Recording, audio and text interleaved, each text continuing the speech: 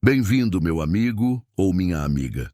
Se inscreva neste canal se você curte esses relatos e comenta aí de qual cidade você me assiste há 10 anos, acordo no mesmo horário.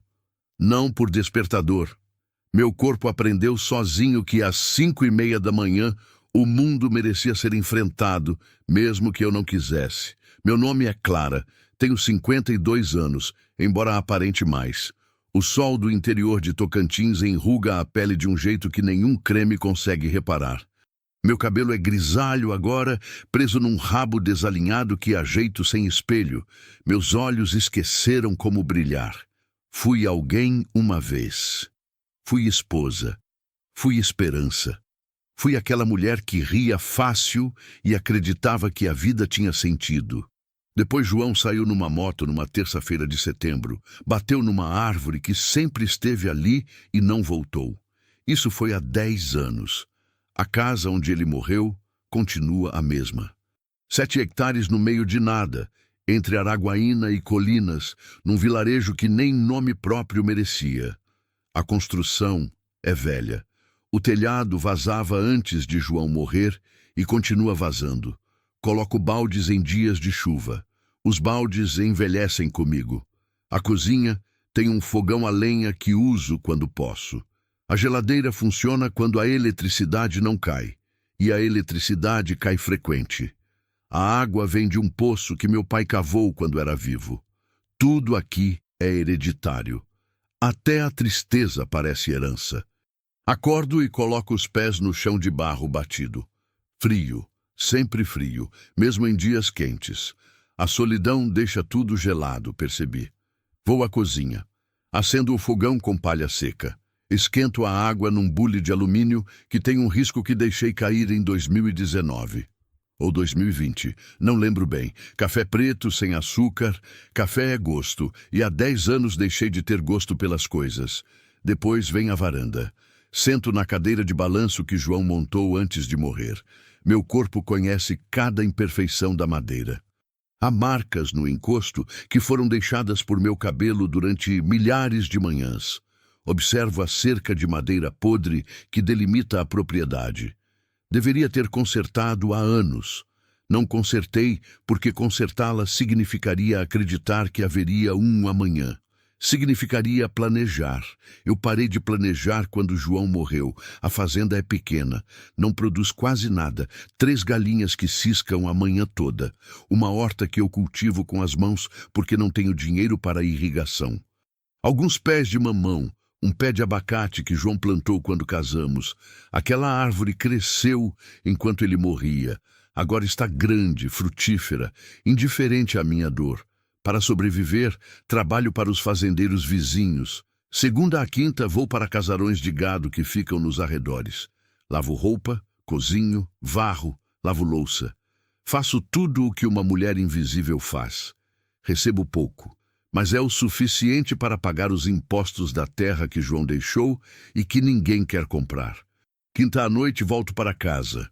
Cuido da horta, alimento as galinhas.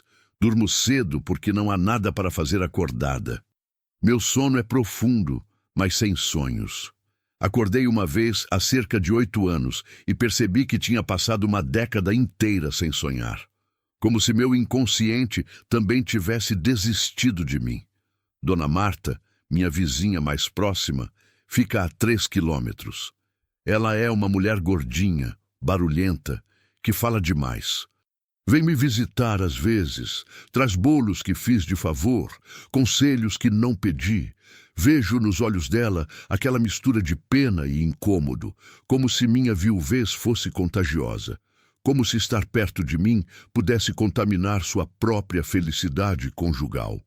Não a culpo. A solidão assusta. Tem um homem que passa na estrada às vezes. Seu Osvaldo, que leva gado para a cidade.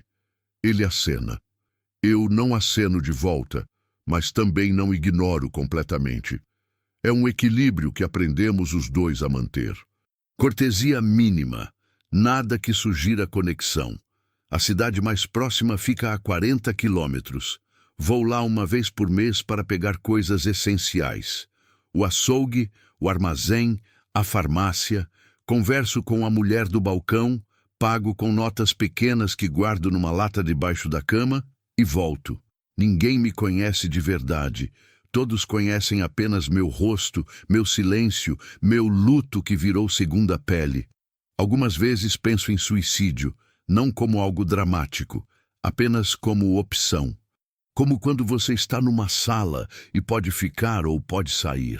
Eu apenas nunca consegui levantar e abrir a porta. Havia uma inércia em mim que era maior que o desespero. Havia também a culpa. João acreditava que eu era forte. Se eu morresse, estaria provando que ele estava errado.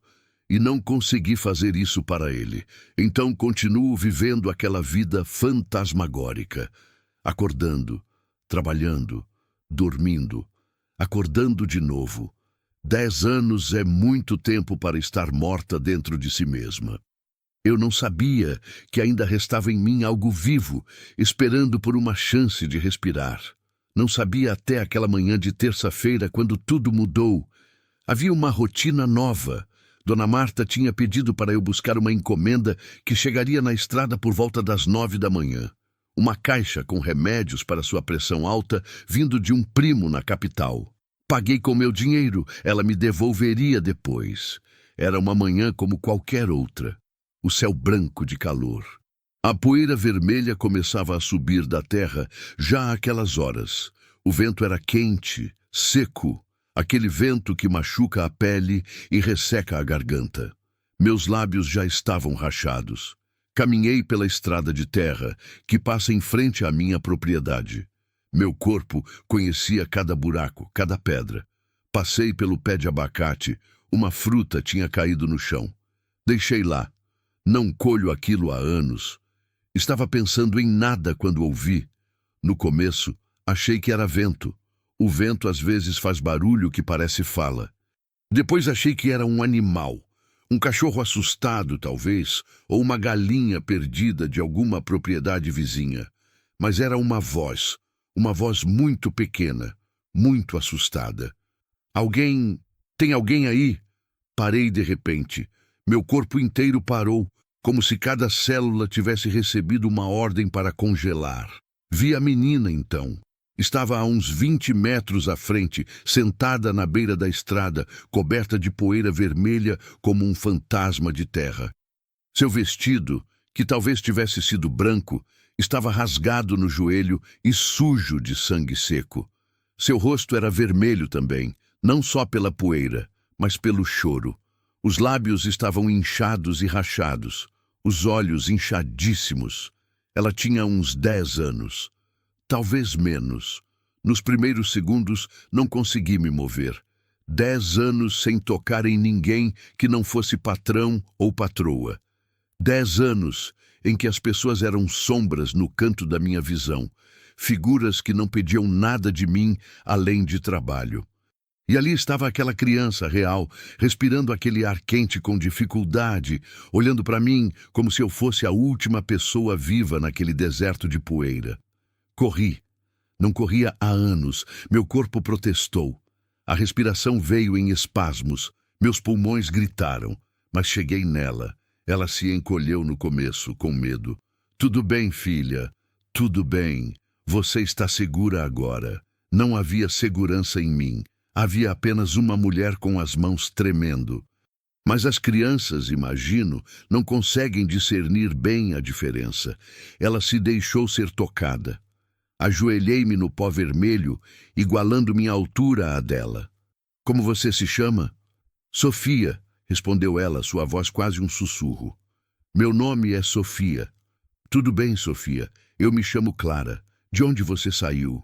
Ela levantou o braço magro e apontou para aquela direção, para aquele vazio de mato que se estendia até onde a vista alcançava. Por ali passava uma estrada velha, quase desaparecida, que levava para fazendas abandonadas e vilarejos ainda menores que o meu.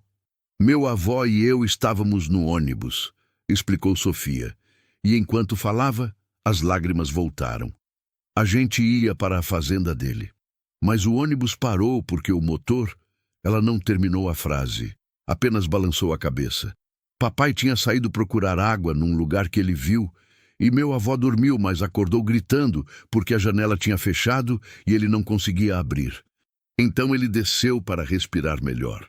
Me pediu para ficar no ônibus. Ele disse que voltava rápido. Sofia respirou fundo. Seu corpo inteiro tremeu. Eu adormeci de novo, Clara. Acordei e ninguém estava lá, nem o motorista, nem papai, nem meu avô. Só eu. E fiquei tentando andar para procurar, mas só encontrei mais mato. Caminhei e não achei ninguém. Estava tão escuro quando perdi ele. Dormi no chão. A menina começou a chorar daquele jeito que você chora quando já cansou de gritar. Levei-a nos braços. Ela pesava quase nada, como se o desespero tivesse comido sua substância, deixando apenas o formato de uma criança. Minha casa era a mais próxima, a 500 metros dali. Carreguei Sofia durante todo o caminho, enquanto ela sussurrava. Meu avô, ele é velho. Ele pode ter morrido procurando por mim. Não respondi nada, porque ela estava certa.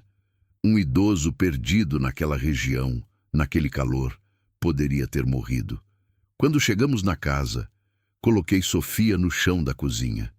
Aquele chão que não recebia visitas há tanto tempo que as formigas já tinham reclamado propriedade. Você quer água? Perguntei. Ela acenou. Enchi um copo. Ela bebeu de uma forma que sugeria que não bebia há horas.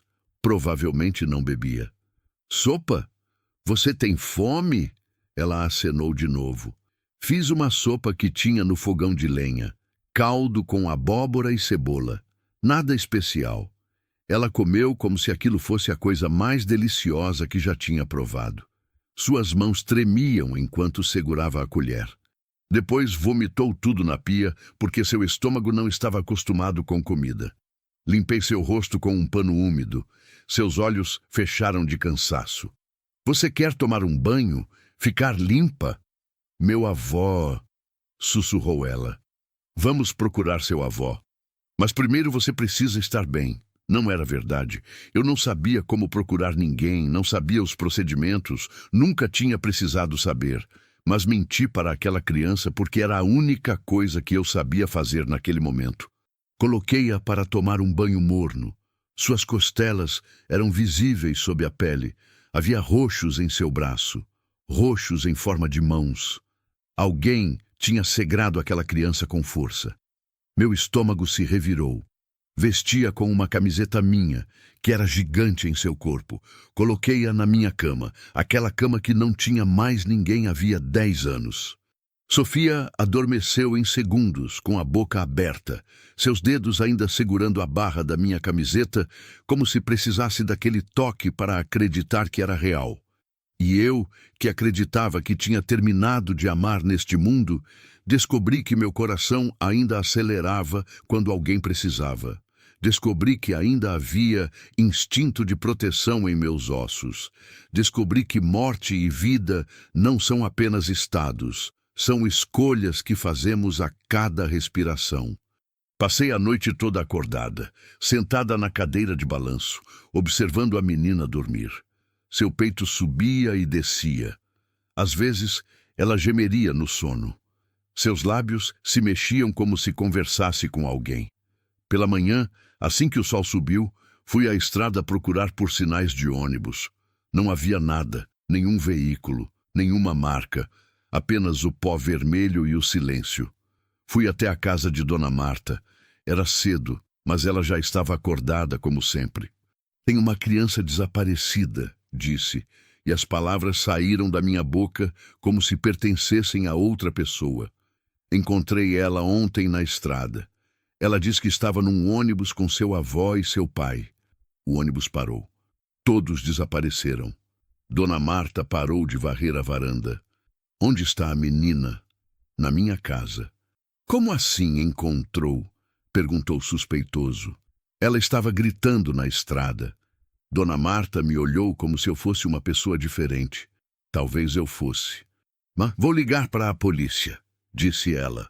2 horas depois, havia um carro da polícia em frente à minha casa. Um delegado novo, de uns 30 anos, uniforme impecável, que nunca tinha visto miséria de verdade. Entrevistou Sofia com uma caneta e um caderninho. Tirou fotografia da menina, chamou reforços. A notícia se espalhou pelo vilarejo com a velocidade da poeira vermelha ao vento. Apareceram homens, vizinhos que eu não conhecia direito, gente da cidade, todos procurando. Aquele vazio imenso ao redor da minha casa se encheu de vozes pela primeira vez em 10 anos. Havia uma busca e salvamento montada. Homens gritando nomes que não conheciam. Helicópteros sobrevoando as regiões afastadas. Cães farejadores. Sofia se agarrava em mim o tempo todo. Seus dedos pequenos deixavam marcas na minha pele. Encontram ele? Perguntava a cada meia hora. Sim, encontram, prometia eu, sabendo que promessas são a forma mais delicada de mentir. À noite, quando os voluntários se foram para descansar, Sofia dormiu chorando nos meus braços. Fiz algo que não fazia há 10 anos. Cantei. Uma canção de ninar que minha mãe cantava quando eu era criança. Minha voz saiu enferrujada, desacostumada, mas saiu. E Sofia dormiu. Naquela noite, acordei várias vezes a ouvindo gritar pelo avô nos pesadelos. Pela manhã, o delegado veio novamente, sem notícias ainda, mas a busca continuava. Essa sua criança, disse ele. Você não a conhecia, certo? Não. E você a levou para sua casa? Sem avisar ninguém? Senti o acusador em suas palavras. Ela era uma criança perdida. O que você queria que eu fizesse? Ele apenas balançou a cabeça e saiu. Pela manhã do terceiro dia, o céu mudou. Aquele branco quente se transformou em cinza pesado. O ar ficou diferente, molhado, carregado. Vai chover, disse Dona Marta, que tinha começado a vir ficar comigo durante o dia. Ainda não, respondi, mas sentia a mesma coisa. A noite começou. Não foi chuva, foi dilúvio. Água caindo em lençóis, como se alguém tivesse aberto as comportas do céu. O vento batia nas janelas com uma força que fazia o vidro reclamar. As gotas eram tão grossas que não dava para ver além da varanda. A eletricidade caiu. Acendi 2 lampiões de querosene. Suas chamas tremulavam, criando sombras que dançavam pelas paredes como fantasmas protestando. Sofia acordou gritando. Corri para o quarto e encontrei-a em pânico completo, os olhos arrancados do sono, o corpo suado. Meu avó vai morrer nessa chuva. Tentei acalmá-la, mas minhas palavras eram frágeis como papel molhado. Ele está em um abrigo. Ele está seguro. Você não sabe. E ela tinha razão. Eu não sabia. Um idoso sozinho naquela tempestade. As chances de estar vivo. Não terminei o pensamento. Abri a porta da cozinha e olhei para aquele vazio negro e tremendo. Água caía com força tão grande que parecia destrutiva, como se quisesse apagar o mundo. E pensei em João, em como ele saiu numa moto e não voltou, em como as estradas daqui levam para nunca mais, em como a natureza deste lugar não pede permissão para matar. Meu peito apertou tanto que pensei estar tendo um infarto. Sofia me abraçou. Não era consolação que ela oferecia, era desespero compartilhado. 2 seres assustados num quarto pequeno enquanto o mundo se dissolvia lá fora. Ele vai ficar bem. Sussurrei para seu cabelo que cheirava a terra e medo, mas não acreditava. A chuva caiu a noite toda. Eu e Sofia sentadas no sofá, ela encolhida contra meu corpo, meus braços ao seu redor. Ela adormecia e acordava gritando. Nunca dormi. Fiquei olhando para as chamas dos lampiões, observando aquele padrão hipnotizante, escutando o barulho de água e vento que parecia vindo do fim do mundo. E naquele silêncio entre trovões, percebi algo. Percebi que tinha perdido meu medo de sofrer, porque já tinha sofrido tudo o que era possível sofrer quando João morreu. Havia um limite para a dor. E depois que você ultrapassa esse limite, o resto é apenas variação do mesmo tema. O que restava agora era apenas amar. Amar sem promessas. Amar sem garantias. Estar presente enquanto a tempestade tentava destruir tudo. Quando a chuva parou, por volta das 5 da manhã, parou de repente, como se alguém tivesse fechado uma porta no céu. Um silêncio absoluto invadiu a casa. Sofia dormiu enfim. Seus lábios se mexiam como se conversasse com alguém no escuro. Eu continuei acordada, esperando. Não sabia pelo quê. Talvez esperasse por um milagre. Talvez apenas esperasse pelo próximo amanhecer. E descobri que ainda sabia como esperar. O sol nasceu vermelho sangue, aquele vermelho de terracota que o interior de Tocantins conhece bem. Quando tocaram na porta, Sofia acordou bruscamente e correu para a cozinha, procurando pelo avó com os olhos ainda fechados de sono. Era Dona Marta, encharcada, com 2 homens da busca e salvamento atrás dela. Seus rostos mostravam algo que eu não consegui identificar imediatamente. Esperança. Encontraram alguém, disse Dona Marta, respirando pesado da corrida até aqui. Meu coração saltou. Ele está inconsciente, respondeu um dos homens, um senhor de meia-idade com a camisa rasgada. Mas respira. Encontramos ele abrigado num barraco de uma fazenda abandonada. Provavelmente ficou desmaiado por causa da desidratação. Está no hospital de Araguaína agora. Os médicos disseram que se tivesse dormido mais umas horas... Ele não terminou a frase. Não precisava. Sofia gritou. Não era exatamente um grito. Era mais um som que saía de toda ela, de seu peito, de suas entranhas. Aquele som que sai de uma criança quando a vida volta para o corpo dela de repente. Ela correu para os braços de Dona Marta, depois voltou para mim, depois correu em círculos não sabendo aonde ir com tanta felicidade repentina. Levei-a ao hospital. Precisei pedir dinheiro emprestado a Dona Marta. A viagem duraria 2 horas num caminhão de um vizinho, na carroceria aberta. Poeira vermelha entrava pelos olhos, pelo nariz, pelos pulmões. O vento quente queimava a pele.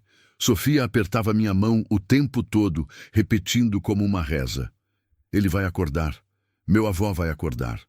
Ele vai acordar. Quando chegamos ao hospital, o avô estava ainda inconsciente. Um senhor de 70 e alguns anos, queimado de sol até parecer pele de couro. Suas veias pareciam corda azul sob a pele ressecada. Seu peito subia e descia com regularidade, mas fraca, como se discutisse a cada respiração se valia a pena continuar. Sofia se recusou a sair de perto dele. Passei a tarde inteira num banco de plástico desgastado ao lado daquela criança, observando o avô respirar.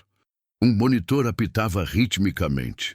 Tubos o conectavam a soros e máquinas. Através da janela do hospital, via a cidade. Carros, pessoas, movimento.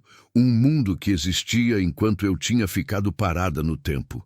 E não sabia por que estava ali. Não era minha responsabilidade. Ele estava encontrado. Eu tinha cumprido o meu dever, tinha cuidado da menina, tinha alertado as autoridades. Podia ir embora. Mas meus pés não me levavam para porta nenhuma. À noite, quando o médico disse que ele acordaria em breve, quando a tia de Sofia chegou com documentos e gratidão em excesso, quando tudo estava resolvido e fechado, foi aí que comecei a chorar. Não chorava desde que enterraram João. 10 anos de silêncio e aquelas lágrimas queimavam como fogo no meu rosto. Queimavam como se quisessem sair pela boca, pelos ouvidos, pelos olhos todos ao mesmo tempo. Sofia viu e deixou a tia de lado para me abraçar. Você me salvou, disse ela.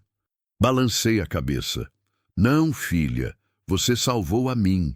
E era verdade. Não como nos filmes com música e câmeras, mas verdade mesmo assim. Verdade simples, verdade que dói. Naqueles dias no hospital, dormindo em bancos de plástico, comendo comida de hospital que ninguém conseguiria chamar de comida, conversando com uma criança que me perguntava sobre meu marido e por que ele tinha morrido. Descobri que eu ainda não tinha morrido. Descobri que havia vida circulando em minhas veias. Descobri que o peito aperta e dói quando você se importa. E dói de um jeito que prova que você ainda está vivo. No terceiro dia, o avô abriu os olhos.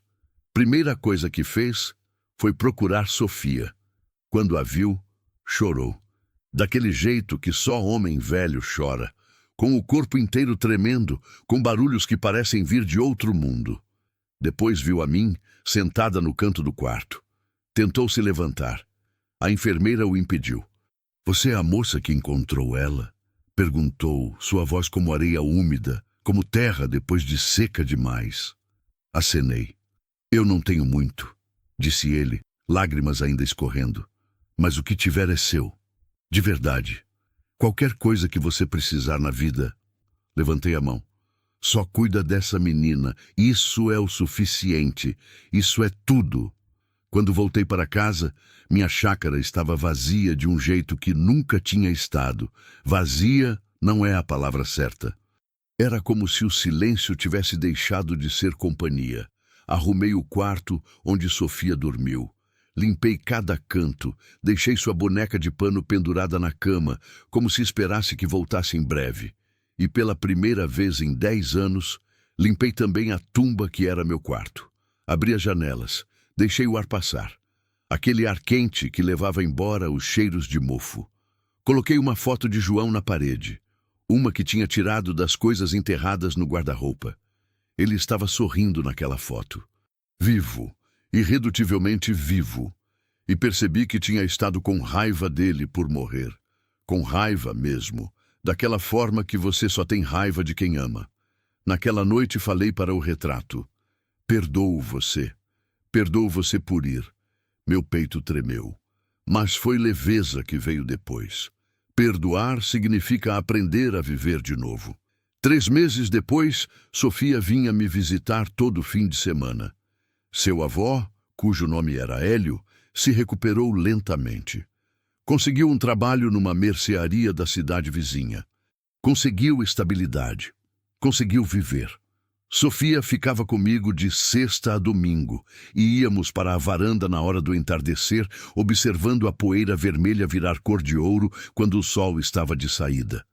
Dona Marta dizia que eu tinha virado outra pessoa. Não era verdade. Eu era a mesma pessoa, a mesma mulher que acordava sozinha e varria sozinha e dormia sozinha. Mas desta vez, aquela mulher estava viva. Continuei limpando a varanda. Continuei cuidando das galinhas. Continuei trabalhando na casa dos vizinhos. Mas agora era diferente. Agora eu via as pessoas. Agora eu ouvia quando falavam. Agora eu entendia que solidão é uma opção que a gente faz a cada segundo, e eu tinha decidido parar de fazer aquela escolha. Um dia, Dona Marta trouxe uma menina órfã. Tinha 16 anos, olhos velhos em rosto jovem, aqueles olhos que só pessoas que perderam tudo conseguem ter. Tinha andado de casa em casa, procurando trabalho, procurando lugar. Pedi para ela ficar, não como empregada, como hóspede, como alguém que merecia estar aqui. Ela varre a cozinha agora e estuda à noite lendo livros velhos que tenho, livros que João tinha deixado. Está aprendendo a ler melhor. Suas notas melhoraram. Seu rosto começou a mostrar sinais de vida. Depois veio um cachorro. Apareceu na estrada um dia, tão magro que parecia apenas pele sobre osso. As costelas salientes, os olhos fundos. Ele estava morrendo. Levei para casa. Chamei de João. É estúpido dar o mesmo nome do marido para um cachorro, mas sentia-me em paz com aquilo, como se perdoasse algo, como se a vida tivesse outra chance com aquele animal. Ele está melhor agora, gordo, feliz, dorme aos pés da cama da menina órfã, que o ama com aquela intensidade que só quem perdeu tudo consegue amar. A chácara nunca ficou rica. Não, continuava sendo aquilo que era. Pequena, simples, pobre, mas deixou de ser um túmulo. Virou um abrigo. Uma noite dessas, Sofia me perguntou enquanto comíamos sopa: "Por que você faz isso, Clara? Por que cuida de gente que você não conhece?" Estava sentada na varanda. O João cachorro deitado nos pés dela. Ao longe, os grilos cantavam seu canto de sempre, aquele som que parece infinito. Pensei na pergunta antes de responder. Porque alguém poderia ter parado por você. Ela pensou nisso por um tempo longo. Minha mãe dizia que a gente tem que pensar em si mesmo primeiro. Senão a gente se perde. Talvez, respondi, mas eu já estava perdida quando você chegou. Muito perdida. E não foi pensando em mim mesma que achei o caminho de volta. Naquela semana veio uma mulher velha passando pela estrada. Tinha uma mala pequena, os olhos perdidos, o corpo frágil como vidro antigo que pode quebrar a qualquer momento. Parei de varrer quando a vi. Vem, disse, estendendo a mão. Vem tomar um café. Ela hesitou. Eu esperava que hesitasse. Não conheço você, disse a mulher. Eu sei. Mas tudo bem, entra mesmo assim. Ela entrou. Na cozinha, enquanto aquecia o café que tinha feito para ninguém em particular naquele dia, percebi que tinha parado de esperar um final bonito para minha história. Porque a história não tinha final. Ela tinha apenas dias, dias que respiravam, dias que doíam, dias que tocavam outras vidas de forma tão leve que ninguém percebia, mas que mudavam tudo. Aquela mulher ficou 3 noites. Seu nome era Berenice. Ela procurava um filho em São Paulo que não via há 15 anos. Não sabia sequer se ele ainda viva. Apenas estava indo atrás de um fantasma e de esperança. Dei comida, dei cama. Ouvi suas histórias de dor. Quando ela saiu, deixou um desenho que tinha feito para mim. Um desenho simples de uma mulher abrindo uma porta para um rosto que eu não conseguia ver bem. Mas havia luz saindo daquele rosto. Luz que queimava, como ouro derretido. Colei na parede do quarto, ao lado de uma foto de João. Às vezes, as pessoas chegam na nossa vida como um chamado que não entendemos, e a gente aprende que não é obrigação entender. É apenas obrigação amar enquanto estão aqui. 10 anos de silêncio tinha me matado lentamente. Como veneno que não mata em uma noite, mas mata ao longo de uma década, célula por célula. Mas 3 meses de presença, mesmo que frágil, mesmo que simples, mesmo que feito de pequenos gestos e xícaras de café, isso me ressuscitou. Me ressuscitou de uma forma que eu não sabia que era possível. Não sou heroína de minha história, não. Sou apenas uma viúva que aprendeu que o vazio de um peito é o melhor lugar para deixar entrar o outro, que cinzas podem respirar, que morte de isolamento é opcional, que estar viva significa estar sempre na varanda, sempre com a porta aberta, sempre esperando por aquele que a chuva e a poeira e a solidão trazem até você, sempre esperando, sempre respirando, sempre inteira. E quando acordo agora às 5:30 da manhã e coloco os pés no chão de barro batido, o piso não está mais gelado. Aquece com o corpo de quem dormiu ao meu lado. Ninguém dorme ao meu lado, mas a casa aquece mesmo assim. Como se o amor que passei nesses meses tivesse entrado nas paredes e aquecesse do lado de dentro. Como se João, afinal, nunca tivesse saído. Como se ele tivesse apenas mudado de forma. Agora ele é Sofia rindo alto na varanda.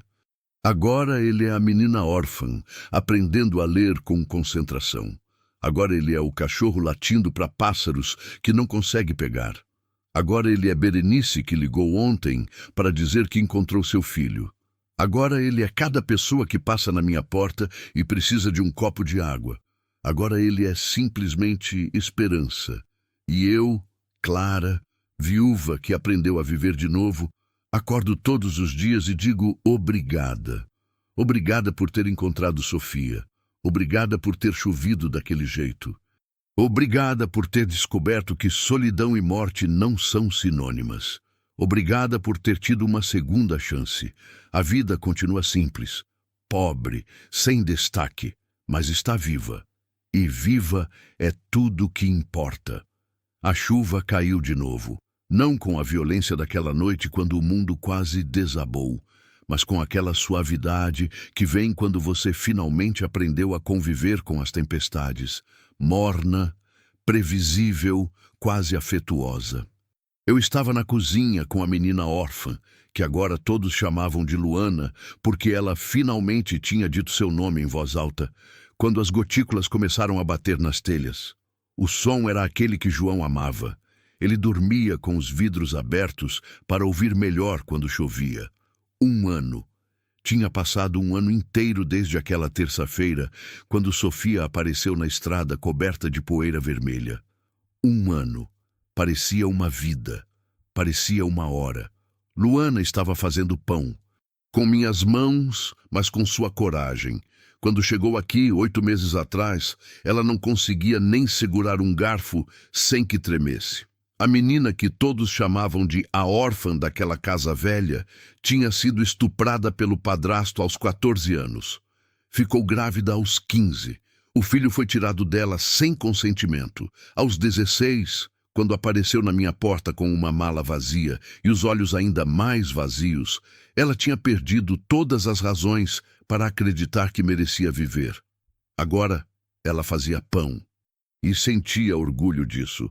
Sofia tinha estado aqui ontem, tinha crescido, tinha 10 anos e meio agora, aquele corpo começando a virar adolescente. Ela estava melhorando na escola. Seu avô, Hélio, tinha ganho um bônus na mercearia e estava pensando em abrir seu próprio negócio. Ele vinha à casa nos domingos agora, trazia frutas que comprava, ajudava a consertar coisas. Havia uma semana, consertamos juntos aquela cerca que João tinha deixado podre há tantos anos. Hélio trabalhava em silêncio, como eu. Entendíamos um ao outro sem palavras. Ele tinha perdido sua esposa há 15 anos. Passou aquele tempo criando Sofia sozinho até que ela desapareceu naquele ônibus maldito. Ele entendia o peso. Quando terminou a cerca, ele me ofereceu dinheiro. Eu recusei. Ele tentou forçar a nota na minha mão. Recusei de novo. Ele entendeu. Alguns presentes não são feitos de dinheiro. Berenice tinha ligado na quarta-feira. Uma ligação do celular de uma amiga dela, porque Berenice própria não tinha celular. Ela estava em São Paulo. Tinha encontrado seu filho. Ele não a reconheceu no começo. Mas depois, quando ela mostrou fotos antigas, alguma coisa no rosto dele mudou. Ele a convidou para morar com ele. Berenice tinha chorado ao me contar, chorado aquele choro que sai quando a vida finalmente faz sentido depois de 15 anos de desespero. Você me salvou, disse ela pelo telefone. Você salvou a si mesma, respondi. Eu só ofereci café. Não, insistiu ela. Você ofereceu esperança quando a esperança tinha morrido completamente em mim. Desliguei e fiquei olhando para aquele desenho que ela tinha deixado. A mulher abrindo a porta, aquela luz saindo. Eu entendi agora o que ela quis dizer com aquele desenho. A porta era minha casa. A luz era simplesmente a possibilidade de viver. Aconteceu uma coisa estranha naquele ano. Mudou, devagar, aquele vilarejo que era invisível até para si mesmo. Começou pequeno. Dona Marta contou para outras pessoas sobre Sofia. A história se espalhou. Porque histórias como aquela, menina perdida, encontrada, salva, elas viajam por boca em boca com a velocidade do vento quente. Depois vieram as outras pessoas. Seu Osvaldo, que passava na estrada com o gado, começou a parar. No começo, apenas para conversar. Depois para trabalhar. Havia um poço na minha propriedade que tinha rachado. Ele consertou. Recusou o pagamento. Quando perguntei por quê, ele apenas disse, porque você cuidou de uma criança que não conhecia. Depois veio uma mulher grávida, desempregada, cujo marido tinha saído para beber e nunca voltou. Estava procurando abrigo. Ficou aqui durante 2 meses. Quando o bebê nasceu, Dona Marta ajudou no parto. Outras mulheres do vilarejo trouxeram pano, comida, remédios. A mulher chamou a filha de Clara. Eu não consigo descrever o que senti quando soube disso. Depois veio um rapaz de 20 anos nervoso, com as mãos tremendo. Tinha saído do presídio há 2 meses. Ninguém queria contratar ex-presidiário. Ele passou na estrada procurando trabalho. Ofereci comida. Depois ofereci uma chance de trabalhar na propriedade por uns dias, consertando coisas, limpando, aprendendo. Ele acabou ficando 6 meses. Quando saiu daqui, tinha confiança o suficiente para procurar emprego em outro lugar. Conseguiu em uma fazenda vizinha. Virou funcionário permanente. Se casou com a filha do fazendeiro. No meu quintal. Eu fiz o bolo. O que começou como um ato isolado de humanidade, parar para uma criança perdida, tinha se tornado algo que a comunidade inteira começava a reconhecer. As pessoas sabiam que existia uma casa onde você podia bater na porta, onde havia comida, onde havia silêncio para quem precisava de silêncio e voz para quem precisava de voz. Não é como nos filmes, onde uma pessoa salva o mundo. É muito mais silencioso que isso. É uma mulher fazendo café para uma pessoa que chegou de repente. É uma comunidade percebendo que a empatia não mata, pelo contrário, alimenta. É um vilarejo percebendo que merecia se importar. Mas havia ainda coisas difíceis. Luana tinha pesadelos. Acordava gritando algumas noites, o corpo todo suado, seus olhos procurando por ameaças que não existiam mais. Quando isso acontecia, eu a levava para a varanda. Sentávamos juntas. Eu não dizia nada. Apenas estava ali. Algumas noites, ela falava sobre o bebê. Tinha sido uma menina. Seus olhos eram azuis. Ela tinha cabelo castanho. Os médicos não deixaram ela segurar a criança por muito tempo. Levaram embora e a colocaram para a adoção. Luana nunca soube para onde. Ela está viva em algum lugar, dizia Luana, sua voz frágil como vidro. Alguém está cuidando dela, mas ela nunca vai saber quem é a mãe dela. Naqueles momentos, eu segurava a mão de Luana e pensava em como a vida é brutal. Como as piores coisas acontecem com as pessoas que menos merecem. Como não existe justiça neste mundo, e como, mesmo assim, a gente tem que acordar, tem que varrer a varanda, tem que cuidar do que resta. Sofia tinha seus próprios demônios. Ela não falava muito sobre o tempo no ônibus, mas algumas vezes acordava gritando pelo avó. Outras vezes ficava calada demais, sentada na varanda, observando a estrada, como se esperasse que o ônibus voltasse. Um dia, quase um ano depois, ela me perguntou: onde está a motorista? Onde estão as outras pessoas? Que outras pessoas? Que estavam no ônibus conosco? Fiz uma busca mental.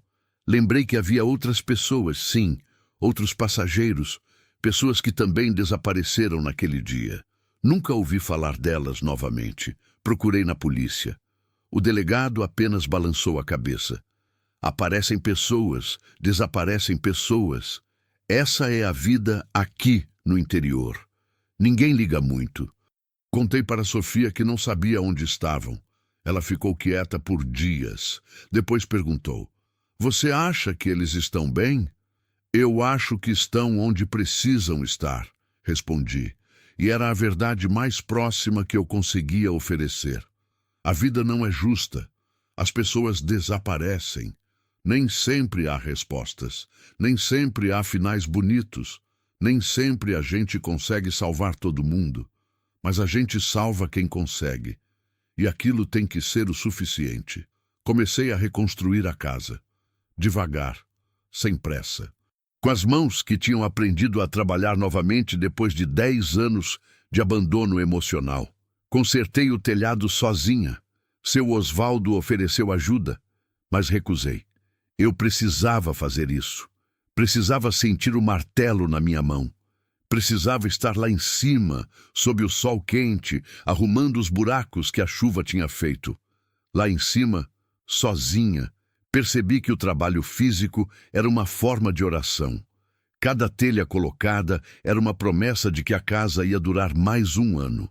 Cada parede pintada era um sinal de que alguém estava cuidando daquilo. Cada janela consertada era uma abertura para o mundo. Paguei tudo com meu trabalho nas casas dos vizinhos e com o dinheiro de uma fonte nova. Comecei a fazer pão para vender. Luana aprendeu comigo e agora nós fazemos juntas. Uma vez por semana, levamos cestas para o vilarejo.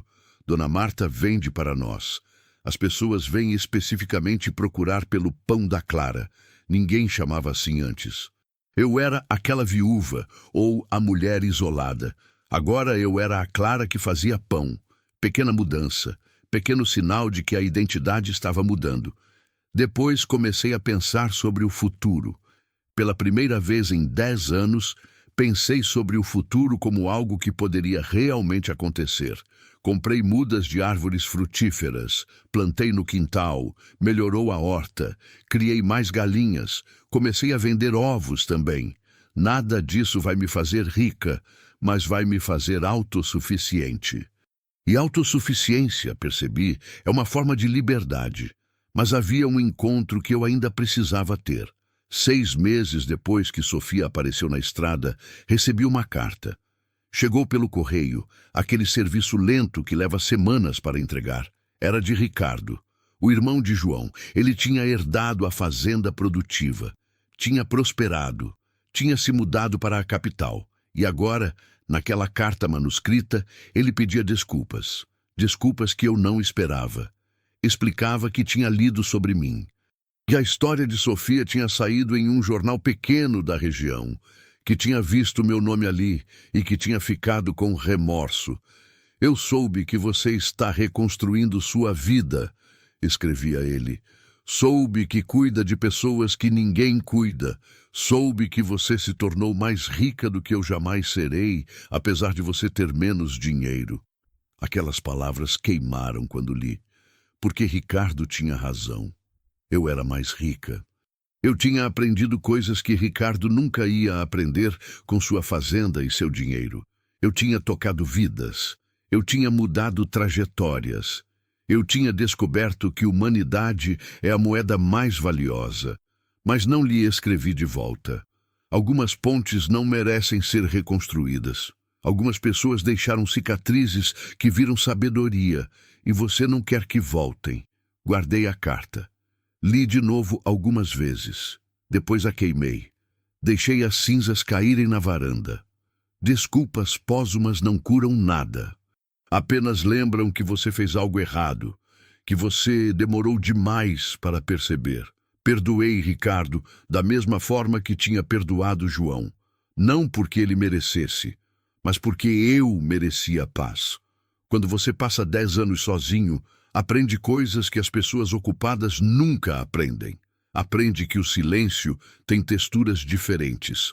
Há o silêncio que mata, aquele que é vazio absoluto, aquele que sai de uma casa onde ninguém fala porque não há ninguém para falar. Há o silêncio que cura, aquele que é presença, aquele que sai de uma cozinha onde 2 pessoas fazem pão sem precisar de palavras.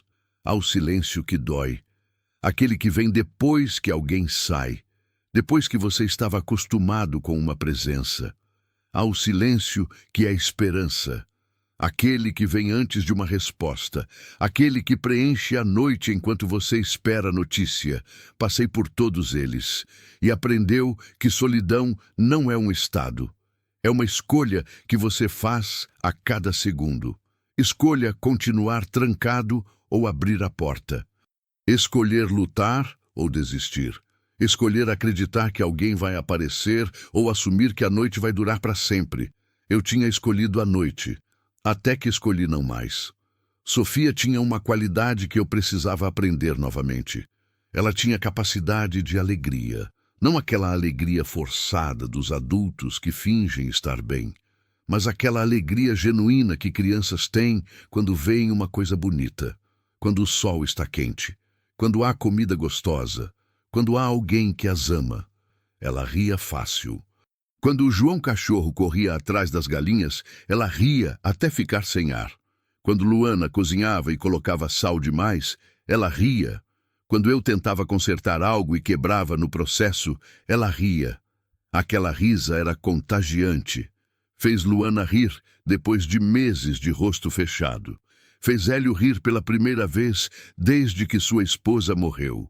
Fez o rapaz ex-presidiário rir aquele rapaz que tinha esquecido como sorrir. A alegria de Sofia se espalhou por aquela propriedade como água que encontra fissura. E eu aprendi que a gente não precisa ser feliz completamente para espalhar felicidade. Apenas precisa estar disposto a rir quando há razão para rir. Depois de 6 meses, Luana me chamou de mãe, não de propósito. Estava dormindo e acordou gritando sobre o bebê. Correu para meu quarto no escuro, de olhos fechados. Entrou na cama, disse: "Mãe, eu tenho medo." Apenas aquilo. E depois dormiu. Quando acordou, ficou vermelha. "Desculpa, eu..." "Tudo bem?" interrompi. "Eu não queria..." "Tudo bem, Luana. Ninguém é mãe por vontade própria se não pariu. Mas a maternidade vem de outras formas. Vem de acordar no meio da noite com alguém gritando. Vem de oferecer comida. Vem de estar ali. Eu tinha virado mãe sem perceber. E ao contrário de tudo que aprendi nos meus 10 anos de isolamento, não era uma prisão. Era simplesmente amar. 1 ano depois de Sofia chegar, recebi a notícia de que encontraram o corpo. Aquele homem que tinha desaparecido no ônibus. O pai de Sofia. Tinha morrido tentando procurar água naquela estrada infinita. Os ossos foram achados numa ravina, cobertos de terra e folhas. Houve um sepultamento pequeno. Sofia chorou daquele jeito que você chora quando finalmente tem um lugar para colocar a dor que carregou. Depois disso, ela melhorou, porque o corpo estava encontrado, porque a história tinha um final, porque a incerteza tinha virado certeza, por pior que fosse a certeza. Eu entendia. Quando descobri como João tinha morrido, os detalhes do acidente, como ele tinha batido, como tinha sofrido, foi terrível. Mas foi melhor que não saber. Melhor que viver numa nebulosidade de possibilidades. Seu Osvaldo começou a aparecer com mais frequência. No começo era para consertar coisas, depois era para tomar café, depois era para conversar. Ele era viúvo há 8 anos. Sua esposa morreu de câncer. Ele tinha um filho que vivia na capital, um filho que ele quase não via. Ele era silencioso, como eu. Entendia a linguagem do silêncio. Um dia, enquanto consertávamos o muro junto, ele me perguntou: "Você já pensou em casar de novo?" Levei um susto. A pergunta veio do nada. "Não", respondi honestamente. "Eu também não", disse ele. "Mas às vezes penso em não estar sozinho." Balancei a cabeça. "Estou menos sozinha agora do que estive em 10 anos", respondi. Ele entendeu. Seu Osvaldo sempre entendia.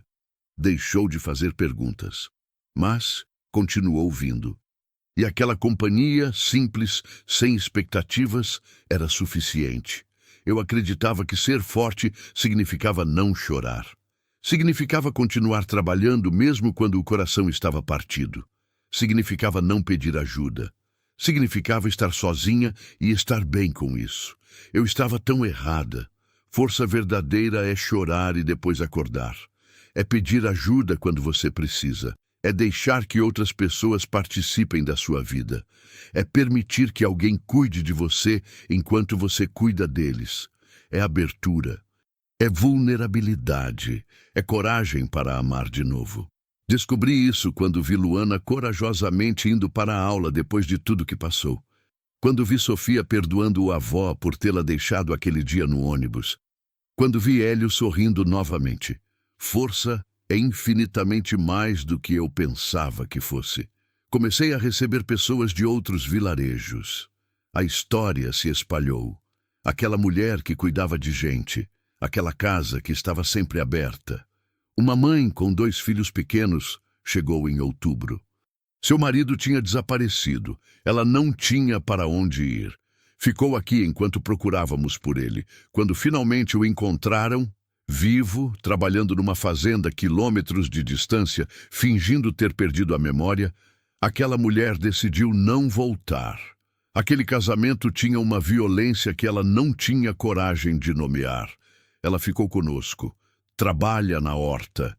Seus filhos brincam com Luana, com Sofia, com o João cachorro. Às vezes penso em como uma casa que era tumba virou santuário, como solidão virou comunidade, como morte virou vida. Hoje de manhã acordei e não senti aquele aperto no peito, aquele aperto que tinha sentido por 10 anos, aquele aperto que era pesar, aquele aperto que era morte em vida. Acordei e meu peito estava leve. Ainda dói. Ainda há dias que vejo algo que João gostaria de ver. Ainda há momentos que sinto a perda dele tão aguda que parece estar acontecendo naquele segundo. Mas não é morte. É vida com cicatrizes. É vida que aprendeu a amar apesar das cicatrizes. É vida que percebeu que a melhor forma de honrar um morto é estar vivo, realmente vivo, não apenas respirando. Às vezes, imagino o que diria a João se pudesse falar com ele. Gostaria de dizer: desculpa, desculpa por estar com raiva, desculpa por ficar tão zangada que você tinha ido. Você não pediu para morrer, você não escolheu aquela árvore. Apenas aconteceu, e eu culpei você por deixar um vazio tão grande que eu não conseguia respirar. Mas olha só para aquilo que cresceu naquele vazio. Aquelas pessoas, aquela vida, aquela casa que voltou a ter som de criança rindo, aquela mulher que eu descobri que era quando parei de tentar ser a mulher que você amava e comecei a ser a mulher que eu era. Você teria adorado conhecer Sofia, teria adorado sua risada, teria adorado Luana, aquela menina forte que não desistiu apesar de tudo. Teria adorado ensinar ao rapaz ex-presidiário como consertar coisas. Teria adorado Berenice contando histórias sobre encontrar seu filho. Você virou tudo isso. Você virou a razão por que essas pessoas chegaram aqui, porque eu estava quebrada e aberta para ser consertada por outras pessoas. Porque você partiu meu coração exatamente da forma que ele precisava ser partido para aprender a amar de novo. Mas não digo essas coisas para um fantasma, apenas vivo elas. Há uma questão que todas as religiões tentam responder. Qual é o sentido da vida? Passa anos estudando filosofia e teologia para tentar encontrar uma resposta. E eu achei a resposta não nos livros. Achei num rosto de criança que tinha perdido a esperança. Achei numa mão que peguei na estrada vermelha. Achei no café que fiz para uma mulher que não conhecia. Achei na capacidade de dizer sim quando o mundo tinha me ensinado a dizer não. O sentido da vida é amar. Não aquele amor de filme, aquele amor de ação. Aquele amor que acorda cedo para fazer pão. Aquele amor que conserta um telhado. Aquele amor que abre uma porta para um estranho. O sentido é simplesmente estar ali, estar presentes. Reconhecer quando alguém chega e dizer bem-vindo. Minha casa não é bonita. Ainda tem partes podres. Ainda tem problemas de umidade. Ainda há muito o que consertar. Mas ela respira agora. Ela tem vozes, tem risadas, tem choro quando é necessário chorar. Tem silêncios que curam. Tem comida sendo preparada. Tem roupa secando no varal. Tem vida sendo vivida. Tem João no pé da cama de Luana. Tem Sofia fazendo lição de casa na varanda. Tem a mãe dos 2 filhos plantando cenoura na horta. Tem Dona Marta vindo trazer bolos e histórias. Tem Hélio vindo consertar coisas. Tem seu Osvaldo vindo tomar café. Tem futuros que não planejei. Tem histórias que não esperava contar. Tem vida. Um dia, 2 anos depois de Sofia aparecer, recebo uma carta. É de uma mulher que tem o mesmo nome de minha mãe. Ela está escrevendo de um orfanato em São Paulo. Está escrevendo porque recebeu notícias sobre uma mulher que cuida de crianças desaparecidas. Está escrevendo porque ela mesma cuida de crianças e quer fazer o que eu faço. Quer aprender. Quer criar uma rede de casas, casas que cuidam, casas que abrem as portas, casas que entendem que a solidão mata. Ela vem me visitar, fica uma semana, observa como trabalhamos, como vivemos, como amamos pessoas que não planejamos amar. E quando sai, leva uma nova esperança, leva histórias que vai espalhar, leva a certeza de que uma casa, uma mulher, uma ação simples pode mudar o mundo. Hoje acordei cedo, fiz café, varri a varanda, alimentei as galinhas, colhei verdura para o almoço, tudo normal. Luana acordou e nós fizemos pão juntas. Sofia viria no fim de semana com seu avô. A casa estava cheia de vida ordinária e me percebi sorrindo. Não um sorriso forçado, um sorriso real. Porque aquela vida ordinária, simples, sem dramaticidade, era exatamente o que eu precisava. Era exatamente o que a gente precisa todos. Apenas estar vivo, apenas estar perto de pessoas, apenas amar sem se fazer grande coisa disso. O silêncio da minha varanda não é mais vazio. É presença, é paz, é respiração. A história real começa agora. Porque 10 anos depois daquele dia em que Sofia apareceu coberta de poeira, a vida não virou um conto de fadas.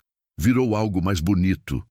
Virou realidade com cicatrizes. Luana agora tem 26 anos. Virou educadora social.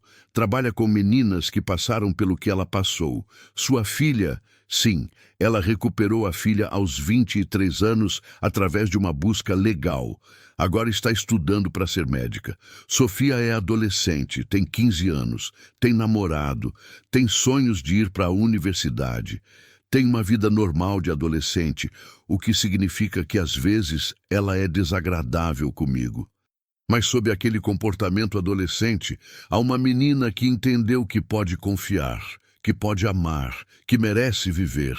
Seu avô, Hélio, conseguiu abrir seu pequeno negócio, uma mercearia que é ponto de encontro da comunidade. Ele mora na cidade agora, mas vem todas as semanas. Ele nunca casou de novo, mas tem paz. Seu Osvaldo. Bem, nós acabamos casando. Não foi dramaticamente. Apenas aconteceu.